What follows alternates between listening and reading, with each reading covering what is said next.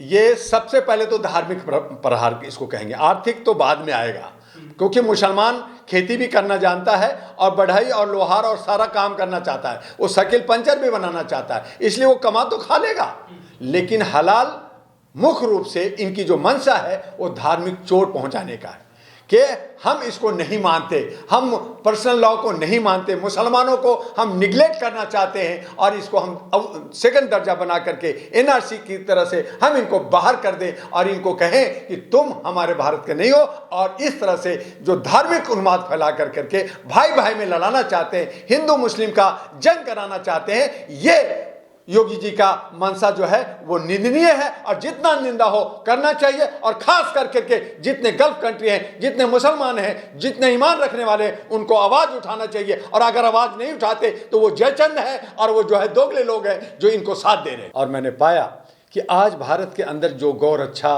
की बात कर रहे हैं वो उसका दुरुपयोग जो है कौन कर रहा है। जो जितने भी ये जो मीट है, गौ की मीट है, अरबों खरबों रुपए का जो एक्सपोर्ट हो रहा है, उसमें क्या कोई मुसलमान कंपनी है? मैंने पता किया कि उसमें एक भी मुसलमान कंपनी नहीं है, उसमें जैन लोग हैं, उसमें गुजराती लोग हैं, उसमें जो है मराठी लोग हैं, और वो लोग जो है करोड़ों का धंधा कर रहे हैं। आज आप ये जो आवाज़ उठा रहे हैं, ये हमारे चाहे अन्ना जी हों, अन्ना जी को हमने समझते थे कि ये एक बहुत अच्छे और हमारे दशा दिशा देने वाले हैं, लेकिन आज वो आरएसएस के इशारे पे काम कर रहे हैं। आज हमारे रामदेव बाबा जो बिजनेसमैन हो गए हैं, वो एक इंडस्ट्रियलिस्ट हो गए हैं, और वो अपने प्रोडक्ट को बेचने के लिए देश और विदेश में वो इस तरह के हथकंडा अपनाते हैं, और कहीं ना कहीं फिर गौ का भी वो जो है व्यापार कर रहे हैं और विदेशों में भेज रहे हैं। आपका जो सवाल था कि जो है ये हलाल और हराम की बात है, तो जो एक धर्म की आस्था से जुड़ा होता है, एक मुस्लिम कम्युनिटी को आप बार बार तोड़ने की कोशिश कर रहे हो कि वो टूट जाएं, इतना बिखर जाएं कि हमारी जो वोट परसेंटेज है वो अपने हम धर्म के आस्था पे ले लें और अपना व्यवसाय भी करें, अपना करोड़ों रुपया कमाएं भी, तो ये दो धारी बातें नहीं चलेगी। ये जो हमारे उत्तर प्रदेश के अंदर जो काम हो रहा है कि अपना गोभी, अपना आलू, अपना जो है गौमूत्र, अपना गोबर बेच करके करोड़ों रुपया कमाएं, जनता को बेवकूफ़ बनाएं और खुद जो है 56 भोग खाएं और असली घी खाएं, और वो जो रामदेव बाबा हों, चाहे आज हमारे बहुत सारे स्वामी लोग हैं, वो सब के देखिए कि उनकी तोंद बढ़ता जा रहा है। उस तोंद बढ़ने का राज क्या है, आप इनसे पूछिए ना, इनके पास जवाब नहीं है। तो आज हमें इस बात को जवाब उठाना होगा कि आप मुसलमानों को या दूसरे किसी भी जात को आप टारगेट बनाते हैं, उनका तोंद और अपना तोंद दोनों देख लीजिए। आपका तोंद का साइज कैसे बढ़ा और किससे बढ़ा? आपकी गाय की से बढ़ा। वही आप जो है गौ का घी आप लिया, ठीक है, लेकिन गौ का मांस कहाँ गया? गौ का जो बूढ़े लोग थे, जो बीमार जो गौएं हैं, वो सब कहाँ गया? आप बछड़े को तो पाल रहे हैं, लेकिन जो बीमार है उनको कहाँ पाल रहे हैं, और वो कहाँ जा रहा है? ये सवाल उठता है। एक बार हमारे आपके ही बीच से मेनका गांधी ने आवाज उठाया कि कुछ लोग ये धंधा कर रहे हैं और इस्कॉन कर रहे हैं, तो आपने इंक्वायरी करवाया क्या? जब बोलता है कोई तो आप उस पर एक्शन तो लेते हैं, लेकिन इंक्वायरी करने से भागते हैं। देश हमारा खतरे में है। जब हमारा सतपाल मलिक ने आवाज उठाया तो आपने इंक्वायरी नहीं किया, आपने प्रेस कॉन्फ्रेंस नहीं किया। और अगर जनता आवाज उठा रही है, चाहे वो मणिपुर का इशू हो, चाहे अन्य इशू हो, चाहे हलाल का इशू हो, चाहे हमारा गौ का इशू है, तो आप कोई भी प्रेस कॉन्फ्रेंस नहीं करते। आप सिर्फ और सिर्फ हिंदू मुस्लिम और बेमनस और नफरत की राजनीति करके आप सत्ता हासिल करना चाहते हैं। आपके सामने 3 दिसंबर आ रहा है, आपको 5 राज्य जो सत्ता पक्ष है पूरा एड़ी चोटी का दम लगा लिया है। जहां पे 1000-2000 खर्च होना चाहिए था, वहां पे अरबों रुपया खर्च हो रहा है। वो जनता का टैक्स खर्चा हो रहा है। देश का प्रधानमंत्री, देश का होम मिनिस्टर, देश का कैबिनेट मिनिस्टर, लोग जो है प्रचार प्रसार में लगे हुए हैं। यही है लोकतंत्र क्या? जर्नलिस्ट महोदय, अगर मुस्लिम का फंडिंग बाहर से आता है तो आप उसको पकड़िए ना, उसको जेल भेज दीजिए ना। आपने एफसीआर बंद कर दिया, बहुत सारी संस्थाएं बंद कर दिया। आप उत्तर प्रदेश में जो है आपने जो मीट बेचते थे, जिनसे उनका व्यवसाय चलता था, 2 रोटी चलता था, अब वो सब बंद कर दिया। तो अब कहाँ, कौन कर रहा है, कौन ये धंधा कर रहा है? ये इंक्वायरी का सवाल है। आज जैन लोग जो मीट नहीं खाते, मांस नहीं खाते, लेकिन मीट का व्यापार कर रहे हैं, आपने इंक्वायरी किया क्या? आपके गुजरात भाई ने ये सारा बिजनेस कर रहे हैं, आपने इंक्वायरी किया क्या?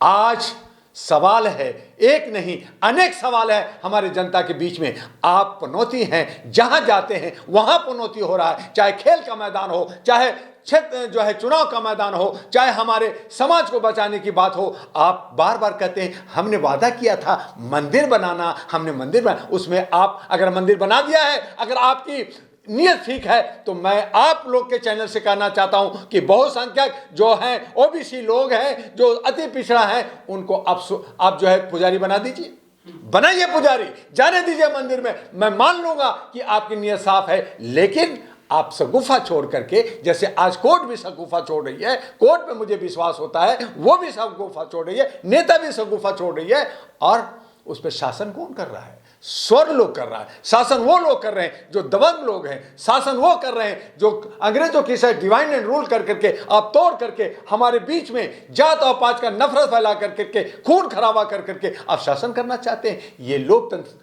की जो है हत्या है, और लोकतंत्र को बचाने के लिए, इसकी जो है संविधान को बचाने के लिए बहुसंख्यक को, और उसके लिए अहरा नेशनल पार्टी 543 और बहुत सारी पार्टियों का एक ध्रुवीकरण कर करके हम लोग मैदान में आ रहे हैं। देखते हैं कि ये क्या करते हैं। हालांकि वो जो है इन प्रकार तरीके से बहुत सारे नेताओं को अंदर भेजने की कोशिश कर रहे हैं। ईडी इनकम टैक्स को धमकी देना चाहते हैं, वो एक स्टूल इस्तेमाल करना चाहते हैं। ये आवाज को हमारे आर्टिकल 19 और 21 की जो हत्या हो रही है, हमारी समानता जो आर्टिकल 14 से लेकर 18 तक है, उसके आप हत्या कर रहे हैं। ये कब तक चलेगा? जनता जान गई है। आपने कहा था कि मैं मोदी स्टेडियम में जीतने जा रहा हूं, जश्न मनाने जा रहा हूं। मना लिया ना।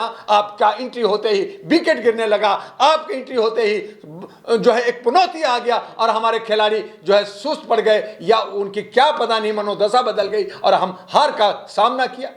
तो हमने हार का सामना किया है, अब आपको हार का सामना करना पड़ेगा।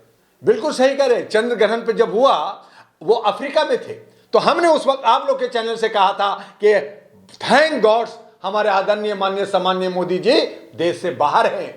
तब हम जो है ये हुए, और अब जितना भी काम हुआ, चाहे वो आर्थिक रूप से कहें, चाहे सामाजिक रूप से कहें, चाहे रोजगार की बात करें, चाहे शिक्षा की बात करें, चाहे खेल की बात करें, आपने कहा ये कर दिया, ठीक। आपने क्या हुआ, क्या मिला, ये देखना जरूरी है। आपने कहा था 100 शहर को हम स्मार्ट सिटी बनाए, बन गया।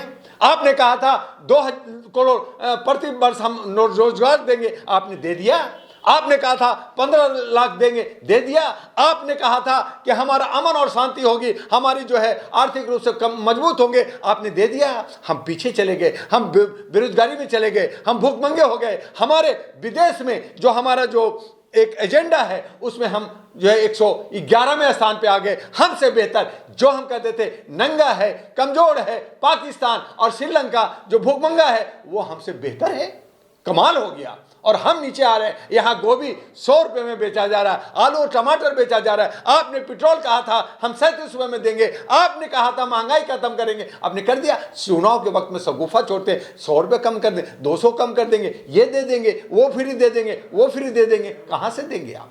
जब आपने मुझे मेरा मौलिक अधिकार नहीं दिया, हमारा जो है फंडामेंटल राइट्स नहीं दिया, हमारा जो है जन्मसिद्ध अधिकार नहीं दिया, हमारा जीने का अधिकार नहीं दिया, हमें रोटी और कपड़ा मकान नहीं दिया, और आप बात कर रहे हैं। ये बहुत ही शर्मनाक वक्तव्य है। जिस तरह से हमारे जो है नीतीश कुमार ने कहा अंदर होगा बाहर होगा, और इसी तरह का ये सारे के सारे जो है मानसिक रूप से बीमार हो गए हैं, ये लोग पागल हो गए हैं। अब योगी जी ने जो कहा हलाल का, तो एक आस्था से जुड़ा हुआ चीज है। आप वही हलाल वही चीज कर करके आप गल्फ कंट्री में आप मीट भेज रहे हैं, और आप यहाँ बंद इसलिए करना चाहते हैं ताकि जो है रामदेव बाबा का प्रोडक्ट बिके, वो बिजनेसमैन बने, कि आप जो है करोड़ रुपए बने और आपको जो है चंदा मिले। तो आप किसी आस्था पे नहीं बिगाड़ सकते। आप अपना जो है गोबर बेचते हैं, आप बहुत सारी चीजें बेचते हैं, धर्म के नाम पे बेचते हैं, आप वैष्णो ढाबा चलाते हैं, आप शंकर ढाबा चलाते हैं, आपका दुकान चलता है, तो वहां पे तो हम लोग कोई आवाज कोई नहीं उठाता।